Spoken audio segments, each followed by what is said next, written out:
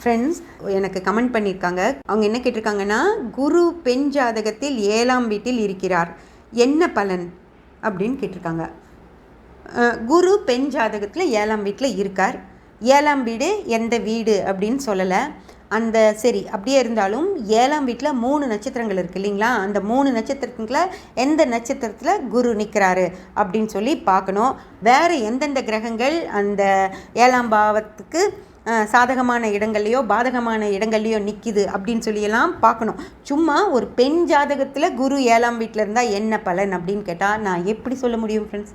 அந்த பொது பலன்கள் அதை தான் நான் இவ்வளோ நாளாக சொல்லிட்டுருக்கேன். இந்த மாதிரி பொது பலன்களை நீங்கள் தெரிஞ்சுக்காதீங்க. ஒவ்வொரு ஜாதகத்தையும் கணித்து தான் அந்த பலன்களை எடுக்க முடியுமோ தவிர தனியாக 7ஆம் வீட்டில் குரு இருந்தால் என்ன பலன் அப்படின்னு கேட்டால் எப்படி பலன் சொல்ல முடியும்? ஓகேங்களா? இது தெரிஞ்சுக்கோங்க. அப்படியெல்லாம் பலன் சொல்லவே முடியாது.